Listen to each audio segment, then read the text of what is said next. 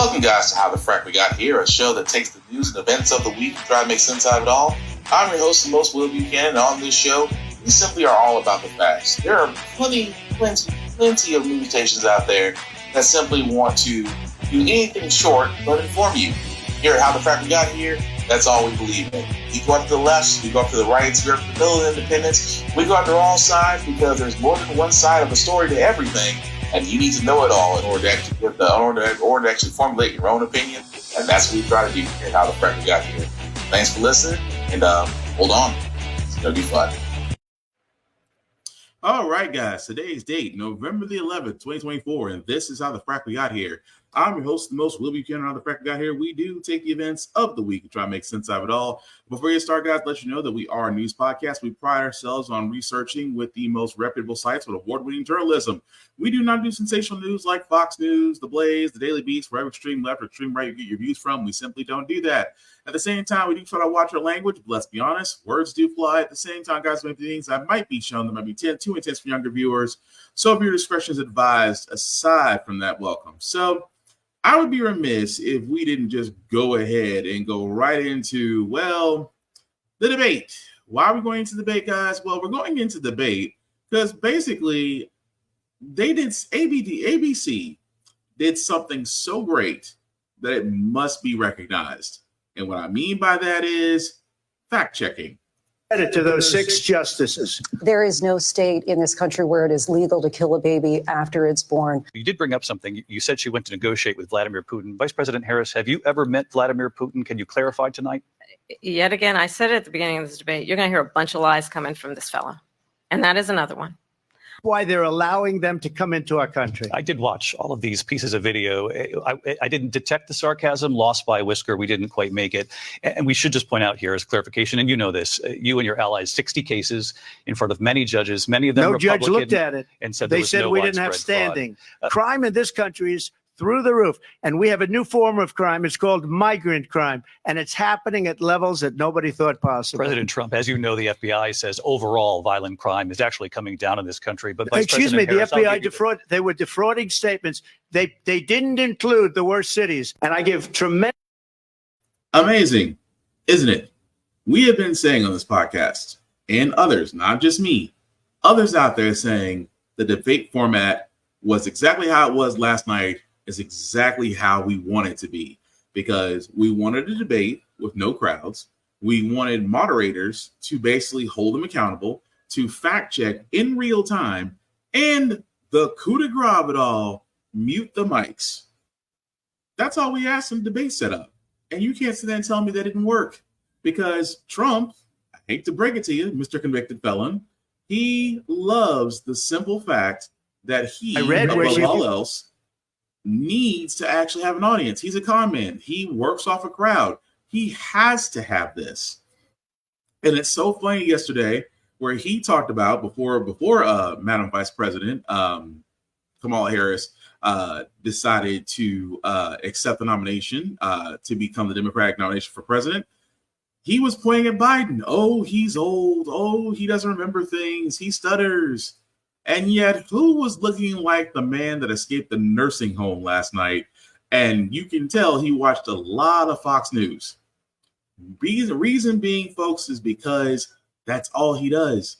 And Kamala Harris, let's be honest, wiped the floor with him because he didn't debate. He tried to bully.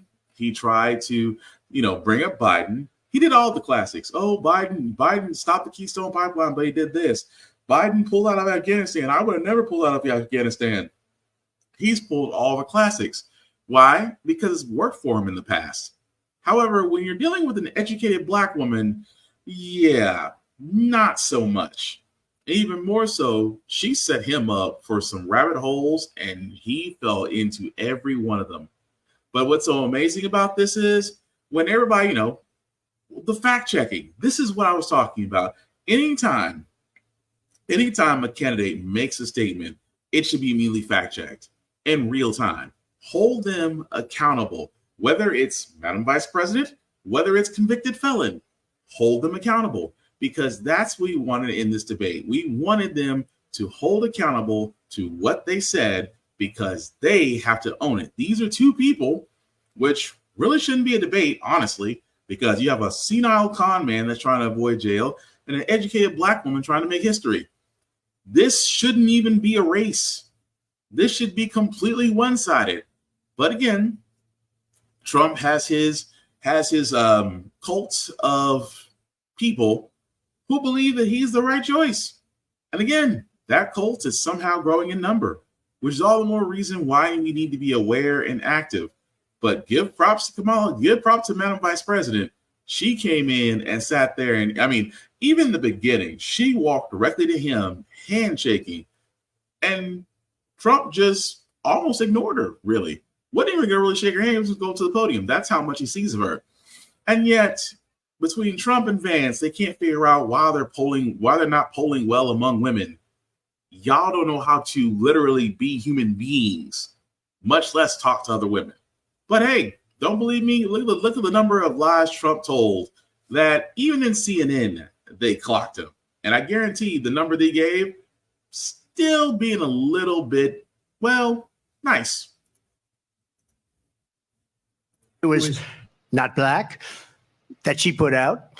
And I'll say that. And then I read that she was black. People don't go to her rallies. There's no reason to go.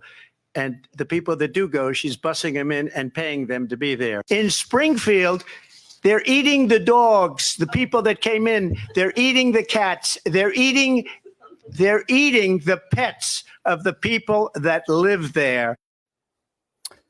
Just a few of the claims, false claims, that Donald Trump made last night. CNN senior reporter, resident fact checker Daniel Dale is with us. You have been busy, my friend.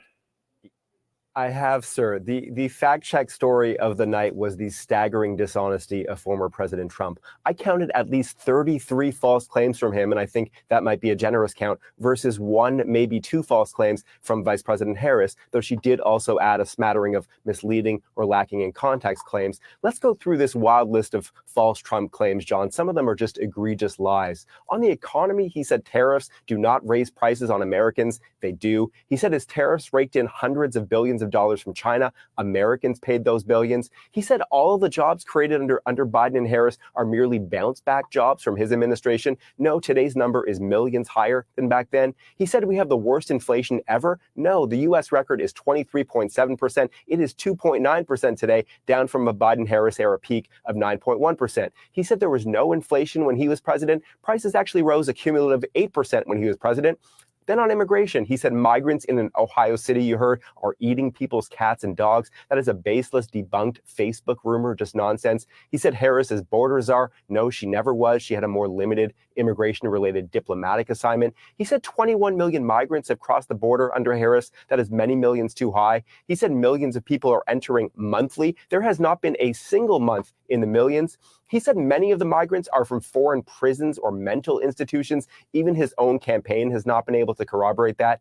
On abortion, he said every Democrat wanted Roe v. Wade overturned. That is just untethered to reality. Roe was supported by more than 80% of Democrats. Then he said every legal scholar wanted Roe overturned. A bunch of legal scholars have personally told me that they did not. He said Governor Tim Walz says it's fine to execute babies after birth. Walz never said that, and that is illegal in every single state.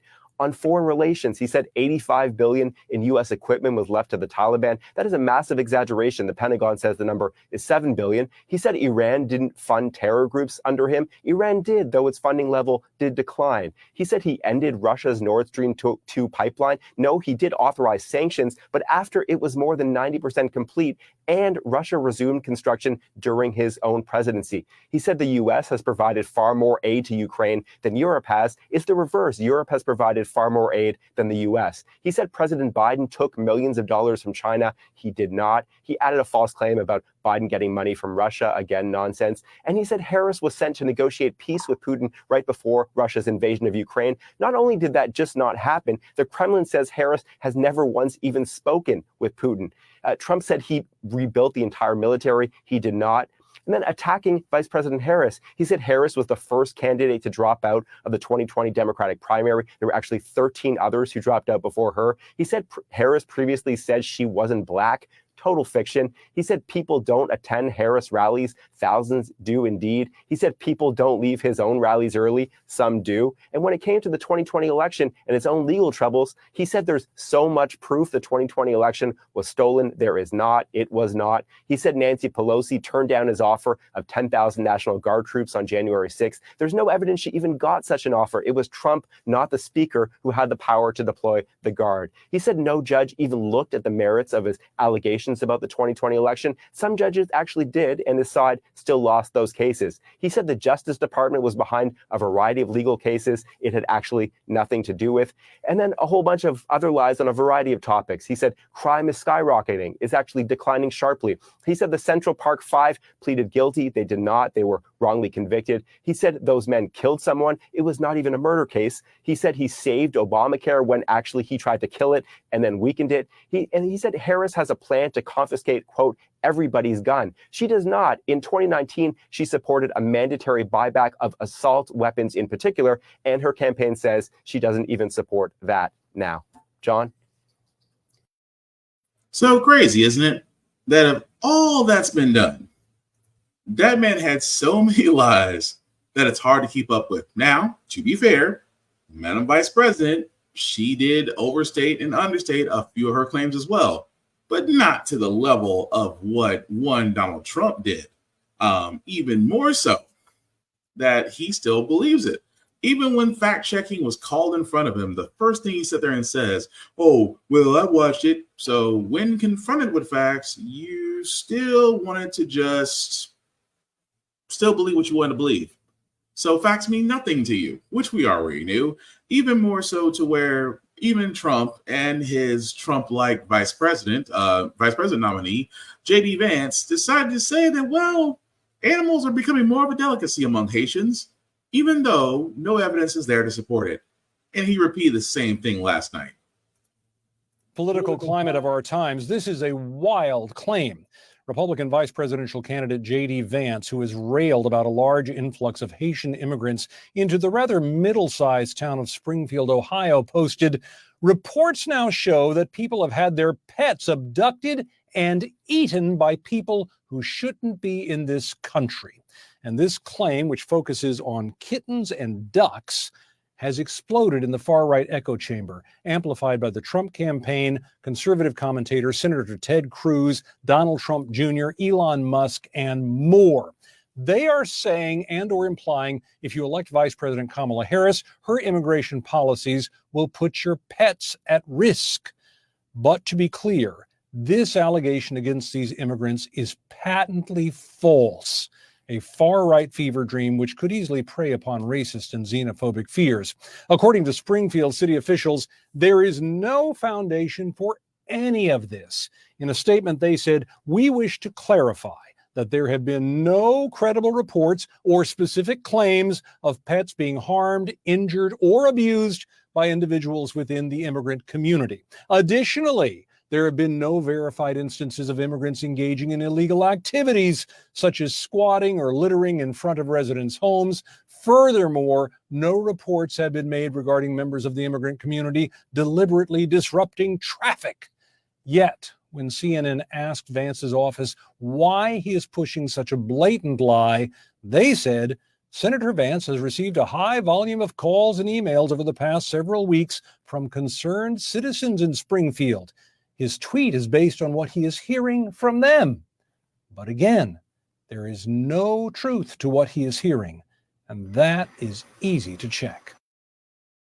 And it's true. Imagine the simple fact of the matter is you're telling a whole bunch of people, basically, hey, those immigrants that are coming in, well, they're eating your animals.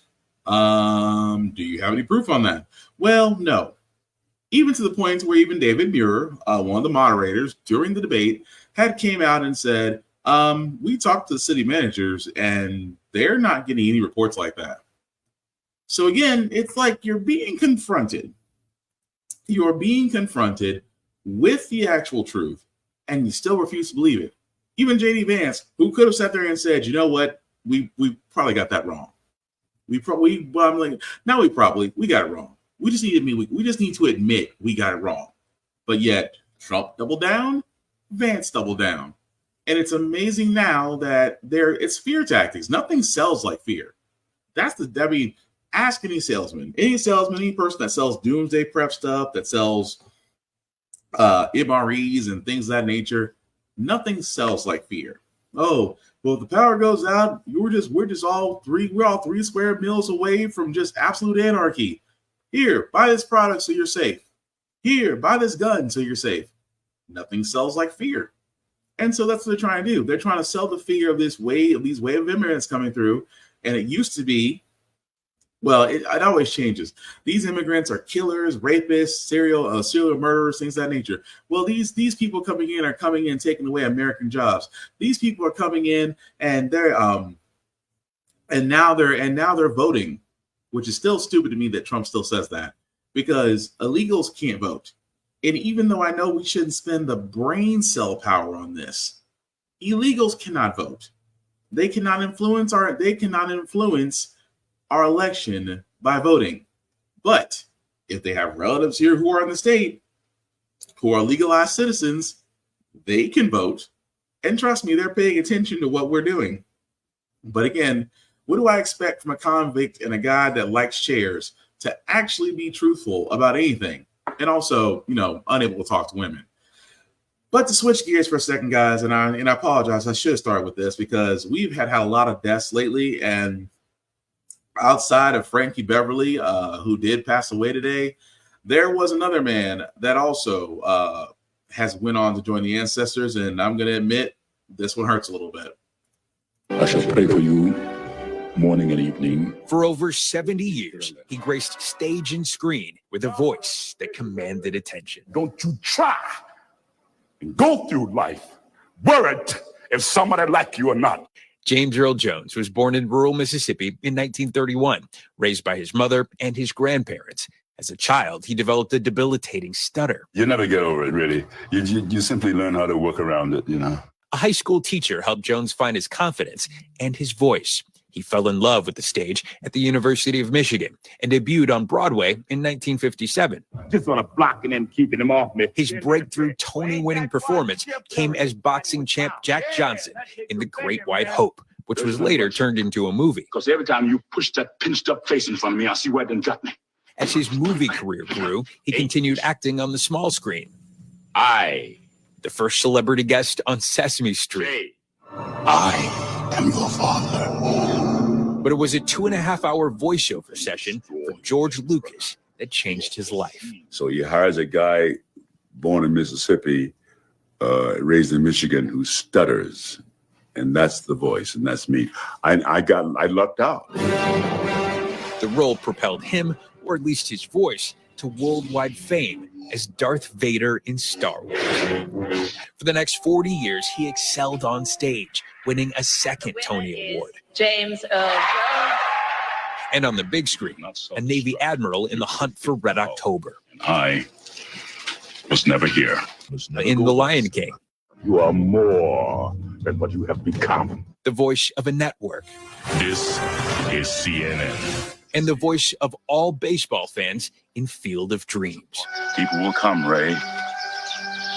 People will most definitely come. He received an honorary Academy Award, had a Broadway theater named for him, became a Kennedy Center honoree, continuing to work in new projects and revisiting classic roles. I'm only brave when I have to be. May I have your attention, please? On screen and in life, James Earl Jones was a king. The goal wasn't to be a billionaire or to be a Hollywood star, to be a part of good storytelling. The goal was about that. I found you! He found his voice, and we got a legend. Steve Patterson, NBC News, Los Angeles.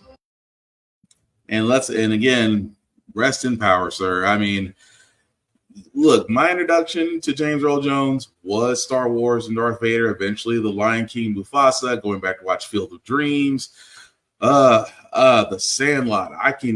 Coming to America. We can keep going down the list of this man's accolades, as all of us are out to remember him, but definitely condolences out to his family. But definitely, sir, he has led a life and will always be one with the Force. So again, sir, rest in power. moving right along, guys. I know it's kind of hard to get away from that because I was like, dang, not James Earl Jones, not Mufasa. That's gonna hang with me. But imagine you are in Florida and you get a knock on the door. It's the police.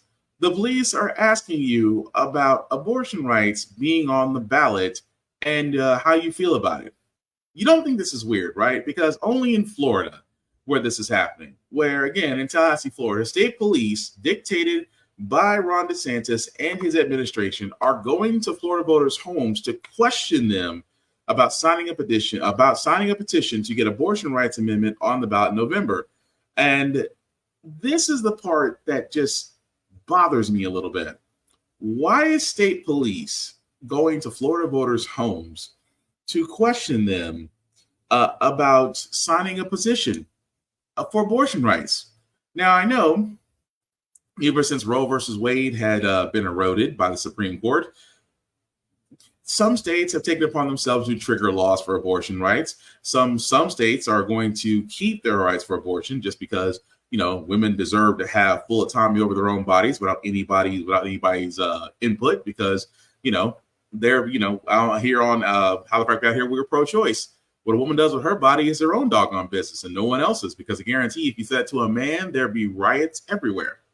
But it is amazing to me how Ron DeSantis is basically using his seat, using his administration, his power to send police. And I'm sorry, you could have sent anybody else, but you send police. Now imagine you sending out police. And I hate to say this about law enforcement, but I've been saying a lot about law enforcement ever since on this podcast. When you send out law enforcement, it's like the manager reaching out to you on a random day. You know, no good news comes from management on a random day when they want to talk to you. In the same sense, law enforcement, when they're knocking on your door, is never a good sign. But yet, it is intimidation. It is the fact that, you know, Ron DeSantis doesn't believe in abortion. He believes that he's fighting a woke war. This is this former presidential candidate who flamed out when he realized people outside of Florida won't just, you know, drop to kiss his ass, and is now trying to go back and resume his daily dictatorship using police, which again, I'm still trying to figure out, how is that not an abuse of power? How is that not, considering the fact of the matter that you're using police to intimidate Florida voters about signing a petition about abortion rights being put on the ballot? Because here's my thing. If these so-called conservatives do believe in states' rights, then put that on the ballot and allow your constituents to vote. And if you're right, they'll agree with you. And if you're wrong, you have to hold up to the will of the people. But again, whenever it comes to dictator DeSantis, we know he's not going to do well. But unfortunately in Florida, as long as they keep voting for him, stuff like this is going to add up. And I'm sorry, when you're sending police who have an issue with de-escalation, it never ends well. And I say about de-escalation because Tyreek Hill had an altercation with Miami-Dade Police Department. And the two videos I'm going to show you, well, I want to show them first before I show what was the real problem here. Hey, don't knock on my window like that, man. Why don't you have your seatbelt on? Don't knock on my window. Why don't you have your seatbelt on? Don't knock on my window like that, though. Like what? Don't knock on my window like that. Why you have it up? Don't knock on my window like that. Why you have it up? I have to knock to let you know I'm here. That way you can lower it and talk to you. Just get my ticket, bro, so I can go. I'm gonna be late, gang. Do what you gotta do. Keep it down. Hey, keep your window down.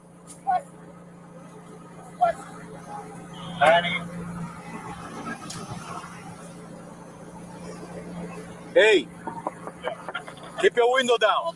Keep your window down. I'm gonna get you out of the car. As a matter of fact, get out of the car. Get out of the car. Get out of the car. Get out of the car right now. We're not playing this game. Get out. Get out. Get out. Get out. Get out. Get out. Get out. What part of brother's doing this time? Hey, Drew, I'm getting arrested, dude. I'm getting arrested. Drew. I'm getting up. When we tell you to do something, you do it. You understand? You understand? Not what you want, but what we tell you. Hold on, bro. I just had surgery on my knee. bro. I just had surgery on my knee, bro. I just had surgery in your ears when we go there. Chill, bro. Chill. Okay, So that's one video where we see Miami's wide receiver Tyreek Hill basically being detained. And here's another video. I'm getting arrested. Miami-Dade police releasing new body camera video that shows what happened Sunday when officers pulled NFL star Tyreek Hill from his vehicle, shoved him to the ground, and put him in handcuffs, not far from the stadium. It went from 0 to 60 immediately, man. The Miami Dolphins wide receiver sitting down with NBC News, along with his wife, speaking out on the incident that started when he was pulled over on Sunday. Sir, speeding. Don't knock on my window like that. Why you have it up? I have to knock to let you know I'm here. Don't knock. That way you can lower it and talk to you. Just get my ticket, bro, so I can go. I'm gonna be late, gang. Do what you gotta do. In the video, you can see Hill roll up his window. He's ordered to lower it again before the situation quickly escalates. Get out of the car. Get out of the car right now. The seat go down, so it's almost like you got to push up to get out. You know what I'm saying? When we tell you to do something, you do it. That officer, obviously he was having either a bad day, or he just wanted to have a power trip over me. Miami-Dade police have ordered an internal affairs investigation and placed one officer on administrative duties, but did not ID them. Hours later, Hill scored an 80-yard touchdown in the Dolphins' season-opening win. Oh, he's a ghost! Celebrating like this after the TD with a mock handcuffing on the field. What message were you hoping to send with that celebration? Like I said, man, you got to learn how to laugh and have a good time, man. Some of Hill's teammates stopped to help. One of them, defensive lineman Calais Campbell, was also temporarily detained. Hill believes the incident could have ended differently if he were not a superstar athlete. Worst case scenario would have been shot, or either you would have been locked up.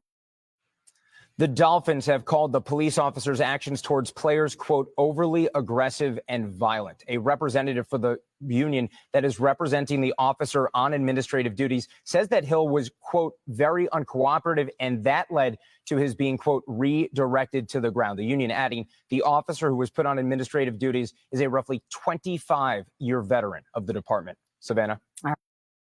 Okay, so let's get to the part here. So both sides of the video I want to show, because yes, Tyreek Hill was a little standoffish. We've all been standoffish with law enforcement. Doesn't excuse his behavior. Because simple fact of the matter was, he could have sat there and said, like most folks, we'll start cordially. And I know I have law enforcement, how officer, how you doing? And of course, officers sit there and say, usual officers say, I'm so-and-so with said police department, badge number such and such. The reason why I pulled you over was because of A, B, and C. Now, if you know you did it, then say, oh, yep, officer, I apologize. That was me. Sorry about that. And of course, license, registration, proof of insurance. In a perfect world, that's how it would go. If you're cordial, I'm cordial. Now, Tyreek decided to say, go, man, go and write me my ticket so I can go, man. I admit, some players have some attitudes toward law enforcement to where it's just like, you pulled me over for this bull, man, just go and write me a ticket. And the officer, at first, was like, look, I just want to roll your window down so I can talk to you. Roll your window down so I can talk to you. I mean, okay, understandable. It's when the other officer comes up, because now it's like you went from 0 to 100, where it's like, roll the window back down. And the officer says, the second officer comes to back him up. It's almost as if like, why did the aggression level go up about him not rolling the window back down a second time? Even more so, why did you feel the need to take him out the car so aggressively? And so that's the part I'm going to him on. Yes, Tyreek Hill was wrong in how he spoke to them. How he spoke was very standoffish. I'm not defending him on that. That's exactly on him. What I'm getting at is the officers. And again, it's always interesting when they say, well, it's just an officer that had a bad day. And I say it all the time. Officers can't have bad days. Officers can't have bad days. The reason why I say officers can't have bad days is because you are constantly around the public. You are armed. You are empowered by the city to detain and serve and protect. If you're one of these officers that are not trained properly, which most of them aren't, that literally go through the police academy in less than 6 months, you train longer to be a plumber than you do to be an officer. I have yet to see one law enforcement officer tell me I'm wrong.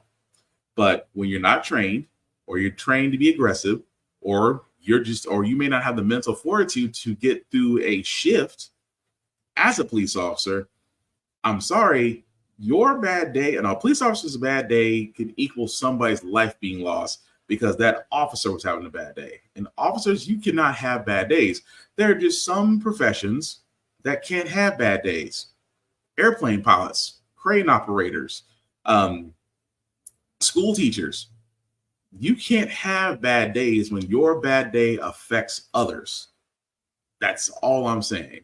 Now, again, of course, the police union officer will sit there and say, "Well, that officer's a 22-year veteran, and he was only dealing with somebody who just was very uncooperative." See, you can't say that to a certain point because there are certain trigger words now that we've seen too many black men get killed at the hands of police, and it's always been all the same thing. Well, he was uncooperative. Okay. Well, he was cooperative, but he still got killed. Okay. He told the officer had a gun, and he still got killed.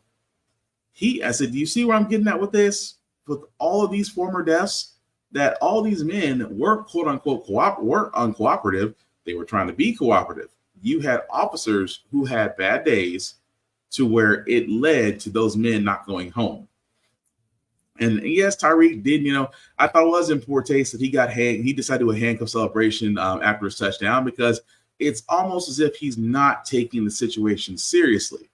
And at the same time, expect him and the Miami Dolphins to do some sort of collaboration with Miami-Dade to show there are no hard feelings, and maybe a slight donation to the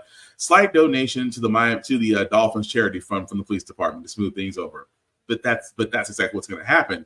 But it doesn't take away from the fact that yes, as people of color, we may not like law enforcement, but at the same time, we do treat it that every time there's a traffic stop, you can't help but wonder if you're going to make it home at night, or you pray that the officer's in a good mood. Just saying. But moving right along for a second, guys, I did want to catch video because, again, with the Georgia shooter Colt Gray and his father Colin, who are now being charged with murders, a lot of people are saying that Colt Gray was actually being visited because, again, there was talk about this boy and his mental issues and the fact that we did find out that his father did gift him a gun at Christmas and taught him how to shoot it. What kind of father gives a firearm to their child for a Christmas gift and teaches them how to use it? You are raising somebody who has firearms training and knowledge and is not in the right state of mind to obtain it and to use it and to have it. But here's the crazy part. This is the video to where they did a welfare check on it, and you can see where I'm going at with this. Any kids or anything living here? Yeah, Colt Gray. Colt? Yeah, Colt. He's my oldest son. How old is he? He's 13. Does he play a lot of video games and stuff? Yeah, he does. Play all the time. Is he here right now? Yeah. But you think it's something you might have? I damn sure want to know. Can we talk to him? Yeah, absolutely. Now look, he gonna get all red face when you talk to him. Just calm. Do you have weapons in the house? I do. Are they accessible to him? They are. I mean, there's nothing loaded, but they are down. We do a lot of shooting. We do a lot of deer hunting. He shot his first deer this year. I don't know anything about him saying like that, and I'm gonna be mad as hell if he did. And then all the guns will go away, and they won't be accessible to him. I'm trying to be honest with you. I'm trying to teach him about firearms and safety and how to do it all and get him interested in the outdoors. Mm-hmm. Like on my phone. Get him away from those video games. Exactly right. And whatever y'all telling him, please instill in him that if this is whatever or wherever this is coming from, it's no joke. No. Like, it's no joke. But we wouldn't be here if it was. No, I know. And I'm telling you right now, we talk about it quite a bit. Okay. All the school shootings, things that happen. Yeah, scary. Hey, are you getting picked on at school? He is. He's getting picked on at school, and is everything okay? That's why I keep going up there. So did your dad kind of explain everything to you? He said something about shooting up a school. Did you say something about school shooting? Never. I just told him, I don't know what. Maybe they misheard somebody else. I would never say I was threatening up to shoot school. You never ever said. No, I swear. Do you use Discord? Discord? Yes, sir. I used to. I don't have it. When's the last time you used it? Like a few months ago. Really? Was it at Traditions or was it here? No, it was at Traditions because, and that Discord account that I had deleted it before. Before you moved here? Yeah, because I think it got like, it been password pulled or something. Like I clicked on a link and somebody. Have you heard anybody on Discord when you were using it say something like that? Remember? Like at that time? Yeah. I don't think so. I don't think I ever had anybody that. Never. And I mean, I'm not trying to get anybody hemmed up, but like, this is some serious stuff. Yeah, I know. Oh, he knows how serious it is. Trust me. He's telling me he didn't. Telling me he can't remember anything like that. And I take you at your word. Okay. If you look me in the eye and you tell me that's what you're telling me, I got no choice but to take you at your word right now. But yes, sir. But like I was telling your dad, if you find out otherwise, then it's a different story. Okay. It's a really different story. So, long story short, they had one officer go to make a welfare check on this kid because, again, there was tips. He was being informed that this kid may shoot up a school. Of course, his father decided to literally be the barrier and go, well, just know when you're talking to him, he's not right. That alone should have been a dead giveaway. When the parent tells the officer, hey, yes, I got my kid a gun. Yes, I trained him on it. Hey, but when you talk to him, just, he's a little, should have been a dead giveaway. Because an officer, I'm going to be like, well, why does he have a gun? If his mental state is not all the way there, why does he have a gun? Why do you need to sit there and tell me, if I'm a law enforcement officer, before I talk to your child about stuff that we received on him, why do I have to sit there and treat him like he's about to jump off the ledge? That alone should have been a dead giveaway. And it's that same kid who shot up a school in Georgia. And his father, who honestly should be charged for more than what he has, should be under the jail. Because, look, I'm a firearms owner. Do I believe that my kids should have firearms? Hell no. Not while they're in my house. Now, granted, when they're older and they're out on their own and things of that nature, completely different story. But under my roof, no. My children should not have access to firearms because of the potential danger. Much like a lot of things out there, they are not equipped. They are not mentally capable. They're not an adult. They're not. So we should not be trusting kids with gun safety and gun training unless they're adults, because at least they've had time to develop. We've had time to screen them and things of that nature. And again, I can't knock the officer because the officer's like, I got nothing to go off of except, the crazy red flags the father was giving off. But the fact he sat there and said, I have nothing. I said, I have nothing else to go off of, but if I find out differently, I'm back here. Why not? This is the reason why red flags laws would have came into place here, because under red flags, if there is an inkling or a hint that this person in question may be unstable, firearms can be removed as a precaution. Does it suck? Maybe for them, but at least then we'll find out whether or not they're going to do what they say they're going to do. At the same time, psychiatric evaluations will be needed. But since there are no red flag laws in Georgia, that's what happened. But it's amazing when you look at the welfare video they pulled up on this, and the fact of how the dad spoke about the boy, that alone should have been a dead ass giveaway. But what do you expect? Law enforcement serve sometimes. Moving right along, guys. Government shutdown is 3 weeks away, so let's play kick the can down the road again. Lawmakers returned from summer recess, but they went right back to the looming threat of a government shutdown. The deadline for a deal to fund the government is September 30th. Republican Speaker Mike Johnson's proposal to avert the shutdown is drawing pushback, not just from Democrats, but also from several members of his own party. We're joined now by NBC News Capitol Hill correspondent Ali Vitale for more on where things go from here, a place we've been many times, Ali. It seems like this inevitable path toward a stopgap bill to keep the government open past the election. What are the biggest hurdles Congress has now as the September 30th deadline approaches? Yeah, look, new semester, but same cliques and same drama. It's all pretty predictable at this point, especially because we knew that when Speaker Johnson and other members of Republican leadership first put out their plan to avoid a government shutdown, we all really considered that the opening offer, but definitely not the one that was going to be taken. Now, we'll see by this afternoon when they're supposed to hold a vote on this bill if ultimately they are able to do so, or if they let it fail on the floor. That is an embarrassment to leadership, but it's certainly something that this Republican majority has sort of grown comfortable with as they really have things try and fail in full view of the public on the House floor. Again, not the normal way that things are done, especially not coming off of the Speaker. Nancy Pelosi does not have the votes from Republicans, which it does seem like he has a vote total problem. And we'll see if he's able to assuage anyone in their conference meeting this morning. But if he's able to do that, is it enough? But also, where are Democrats on this? Because there's two problems. The first is when they're trying to fund the government till, at least in a stopgap time, typically these end of the year shutdowns are averted by saying, okay, we'll handle this in November, maybe even December. It becomes a holiday problem. This year, what they're trying to do is push it to March. Many appropriators say that's too far. The other piece of this is they're trying to add the SAVE Act, which effectively prevents non-citizens from voting, which is already illegal. Democrats not on board for that. Some Republicans not on board for that. And that's where the problems lie. What did we hear from the floor as lawmakers debated this potential short-term funding bill from Speaker Johnson? Well, we heard Senator Schumer come out immediately and forcefully saying this is not the way we're thinking of doing it in the Senate or as Democrats watch. Speaker Johnson's slapdash continuing resolution isn't a serious effort to fund our government. If House Republicans were serious, they would sit down and craft a bill in a bipartisan fashion, consulting with me, the House Democratic leader, and the White House.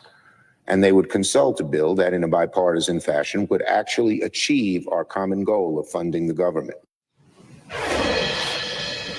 Because, of course, the thing you have to remember here is the House is going to do what the House is going to do, as it always does. But then it goes over to the Senate, and they like to put their own imprimatur on things. They like to do things their own way. And a lot of senators have said they're not on board with the way that Johnson wants to do this right now. That spells problems all around. Right, the election is quickly approaching. A shutdown could close federal agencies, national parks, furlough millions of workers just before November 5th. I got to feel like that's going to influence something here, right? You would think, but there are some Republican lawmakers, albeit they are in safe red districts, who said they're okay with shutting down the government if it means upholding their view of fiscal values. Now, a lot of Republicans don't share that. Democrats don't share that. And I can tell you from covering these past government shutdowns, the only people who are hurt are Americans that aren't in the building okay with shutting down the government. So certainly that is going to be in the water, and why these September shutdown deadlines in election years are always so thorny. It's always a tough issue, but the election politics only makes it worse. All right. So what's crazy about this is whenever it comes to shutdowns, it always comes down to, well, basically you have your conservatives that want to say, well, we need to stop, we need to shut our, we need to shuffle our spending. Where Democrats are like, look, unless we spend this, all these programs get impacted. But let's just think about this for a second. You have conservatives out there that are okay with government shutdowns. People don't understand. See, when government shut down, government assistance, jobs, things of that nature all stop. Well, except for senators and representatives. I mean, they still get paid. All the benefits and things of that nature still runs for them. But they don't get halted. And I've always sat there and said this, that for representatives and senators in the government, your salaries, your pensions, your health care, all the above should be tied to the government, should be tied to the government running.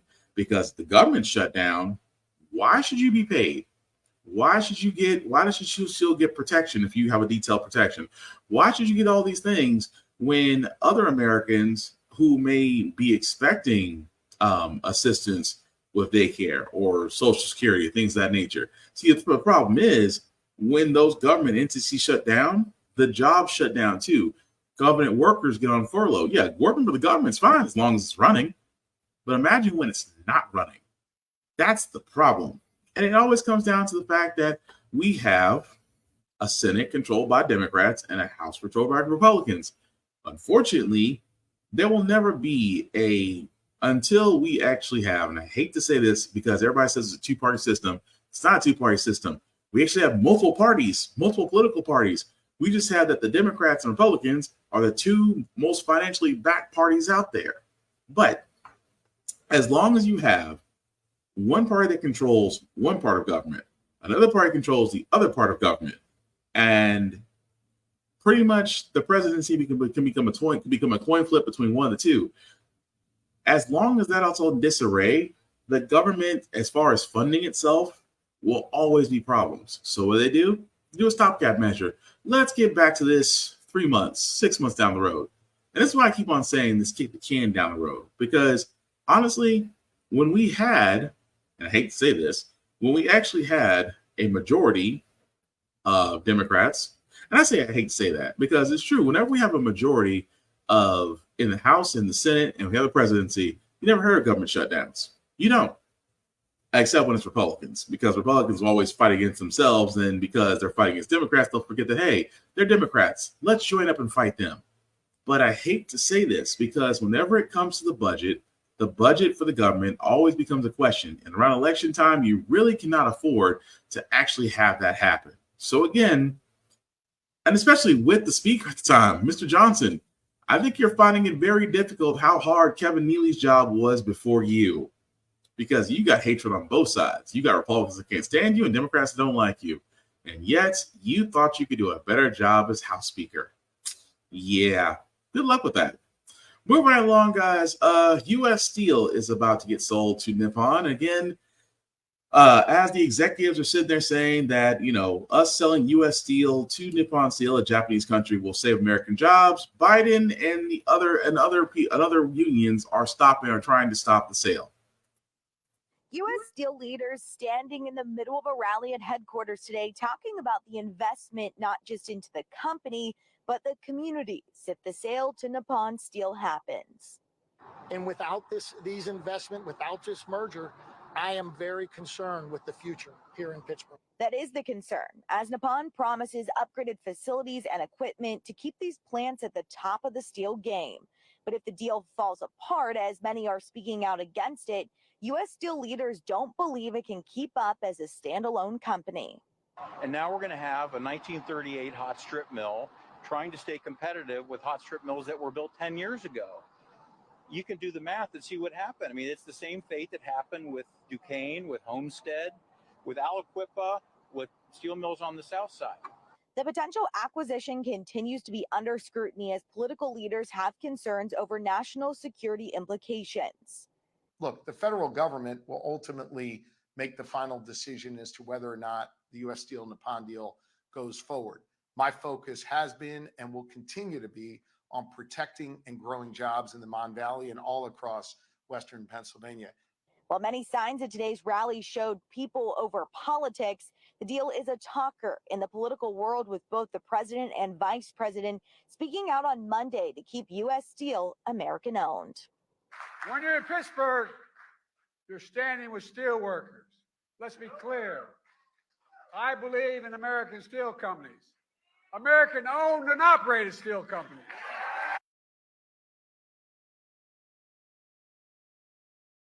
So yeah, it's just the thing. Like I said before, whenever companies go overseas, they get there and say, "Well, we're trying to save jobs." Well, here's the problem: we're trying to save jobs.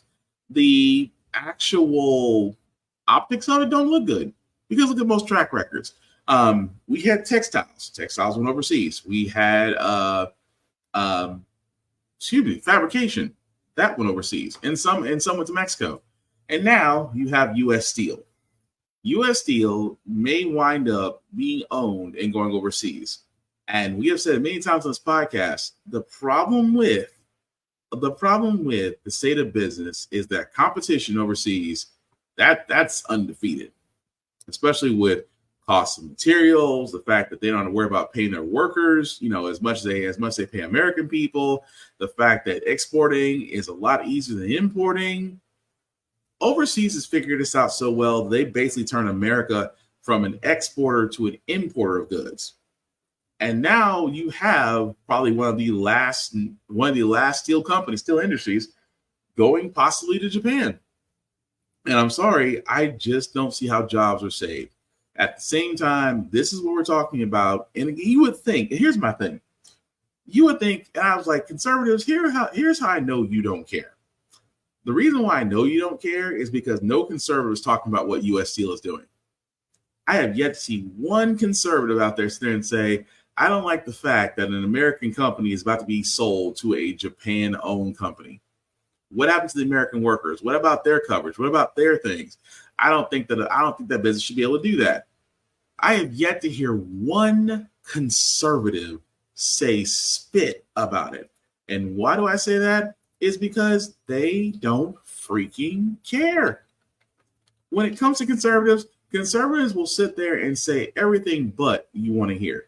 They'll sit there and say, well, I think that we need to champion small business. But don't get plans for small business. Madam Vice President's already sat there and said she wants to be able to allow small businesses to write off up to $50,000 of their startup costs.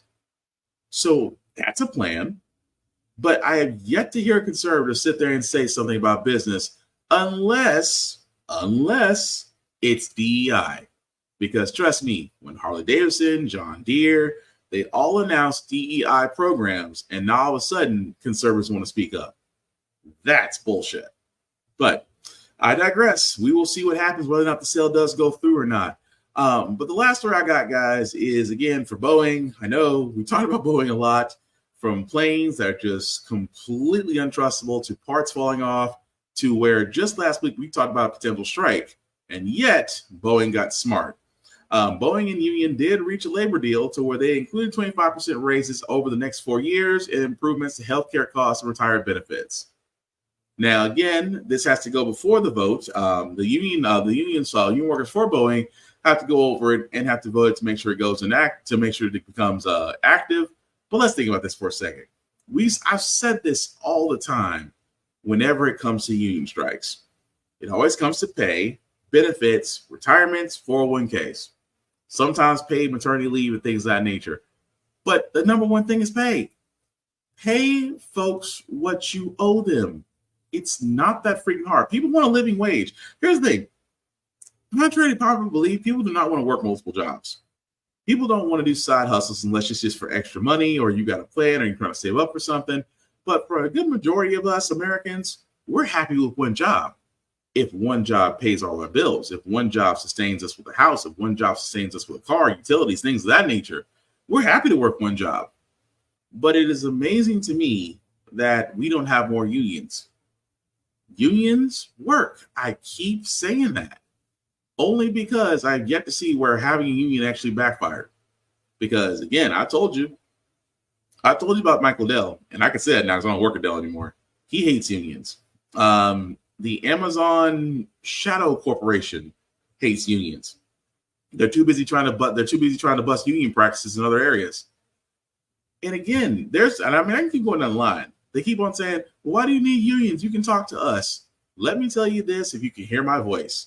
Never think that you can negotiate with the company that you work for by yourself. You are a lot stronger in number than you are in solidarity. Because trust me, they'll get rid of you if they think everybody else is fine. But it's hard to get rid of everybody when it's your workforce. That is all I'm saying. And the whole threat behind Boeing is we have plan B's in mind. Apparently not, because they can't replace all of you at one time. And executives, it's like I said, you want to hit executives and you want to get corporations' attention, hit them where it hurts. Their pocket. They hit them where it hurts. Their wallet. But again, happy that it does work out. Hopefully the union deal they received will be good, and hopefully those people get paid, because that's all people want.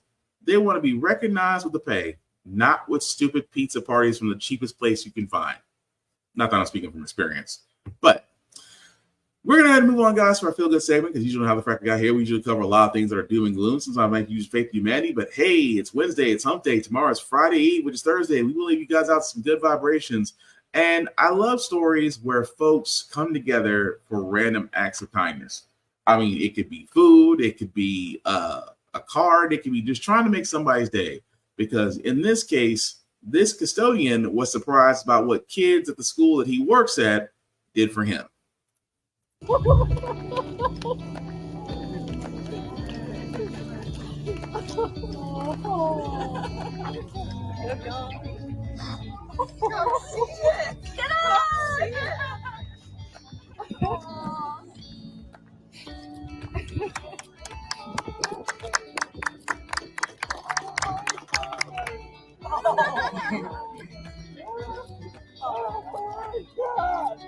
I can't believe this. Oh, Jesus Christ. Oh my God. Oh my God. Oh my God. Oh my God.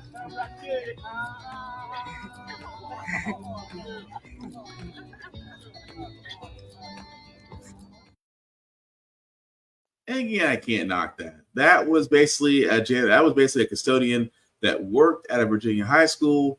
And yet the kids decided that they were going to basically raise money to buy this man his very own dream Jeep. As you can see, he was very overwhelmed and thankful. And like I said, just the thing about it is, it's just doing something nice for somebody. And you can definitely change somebody's day around. I will say that first and foremost. You will not know the power of just being kind and just doing a random act of kindness. And trust me, you can turn anybody's day around. But good on those kids. But that's going to do it for this podcast, guys. I do thank you all for liking, for watching, for letting people know this is live. I certainly appreciate that. Some shameless plugging before we do get out of here. Again, I cannot talk enough about the fact that we are less than 54 days away from the election. And I'm going to stress this again in case you don't know. Please go to vote.org. Vote.org will literally help you with everything you need to know. I have told you that if voting wasn't so important, they wouldn't be trying to move the goalpost on you guys. Please check your registration. It literally, if your registration has been purged, depending on where you live at, please register to vote. It takes less than a minute, actually. I've timed it. Even my friend over at Roomful of Birds has done this and tried it and says it takes less than a minute. And also, you get to see what's on your ballot. Get election reminders. You can get other people on this. Again, I cannot stress this enough, guys, that we basically need to make sure we are ready to go by November 5th. And as you can see right there with the countdown, with November 5th, and yes, it also does early voting too. So if you do have early voting, take advantage of it. I know how hard it is to get out there and get to vote because apparently, those in Congress didn't believe that the National Election Day Act the National Voting Rights Act should have actually had Election Day as a federal holiday. I'm just saying. But again, check out vote.org. Please make sure you're registered. Please make sure you get your friends and family registered. I cannot stress this enough after just watching the debate last night, how much we need to make sure we are ready to go and vote. And again, I'm just going to be honest with you. I'm definitely not voting for a convict. Also, that being said, guys, check out blurrstation.com. Again, I have said this many a times. It is the vehicle, it is the table that we always ask for. Again, Tubi's owned by Fox, and I've sat there and said that our viewership creates networks. It creates it generates money is what it does. And I hate to see that money go to other places when it should be going to us. Blur Station is basically it. $10.99 a month, guys, to join. Please hit the join now button. Select the Blur's Eye View Affinity membership. Select my name, Black Spartan. I would certainly appreciate it. And again, it's $10.99 a month. At 36 months, you actually get the option to own a piece of Blur Station. But at the same time, if you are a content creator that would love to have your content on Blur Station, you do have to join as a member first. This allows you to basically go behind the curtain and speak with those that are running Blur Station. If all works out right, your content will also be on Blur Station that you own. They just want a piece of distribution. Not a bad deal. At the same time, guys, also check out Always Record TV. Again, you will see my show and other shows on Always Press Record TV. Definitely check them out at alwayspressrecord.com. You can also get their APR TV app on Roku and smart devices everywhere. It's like, again, you can see shows like mine. So again, check it out. Another area to where it's TV that we own and the space that we own, and the dollars should go to us. Nothing more needs to be said about that. Aside from myself, guys, you can find me, Black_Spartan615 on the socials, as I usually do reviews on everything. I talk about more than just current events, guys. The only rule I have is don't be weird. I don't want to block anybody. I don't want to have to keep this whole listing of weird folks. So again, talk to me nice, but don't be weird. At the same time, guys, please check out our websites. Check out our groups. How do you check out our groups? Well, the link here. If this link that you see here, if you copy and paste that in your browser, it'll take you to our link to the YouTube and Facebook groups for all of our podcasts. Like, share, subscribe. As a friend of mine says, a like, a share, and a follow costs nothing and means everything. So definitely we cannot do this without you. And again, guys, I cannot stress enough about what's coming down the pipe. You literally saw what that clown is talking about. You know about Project 2025, about Agenda 47. This man has no plan. His vice president can't seem to keep his thing out of couches. They think that Haitian people are eating cats and dogs. At the same time, they don't understand why women don't like them. I think it's time that we made history. And after 249 years of trying after 249 years of trying male presidents, I think we need to give a Madam President a shot. That's just me. But the last thing about how the Frack We Got Here, it's all about staying informed. We are not trying to reinvent the wheel. We are simply giving you all the information, allow you to make up your own mind. But we do provide a logical perspective that goes along with it. We do better as society once we're informed. We're progressive. We move forward. We try to right our wrongs by making decisions now that we should have done back then, like electing our first Black woman Supreme Court, electing our first Black woman to the Federal Board of Governors, and hopefully in about less than 54 days, electing our first Black woman to be called Madam President. We don't learn from history. We are doomed to repeat it. That's what we keep asking ourselves. Why does everything go up but our paycheck? Why are we electing different politicians but still the same old game in Congress? And most importantly, how the Frack We Got Here. Thank you all for watching, guys. Again, get registered. Be ready to vote. Take care of yourselves and each other. And we'll hopefully get through all of this. Protect your cats and dogs. Peace.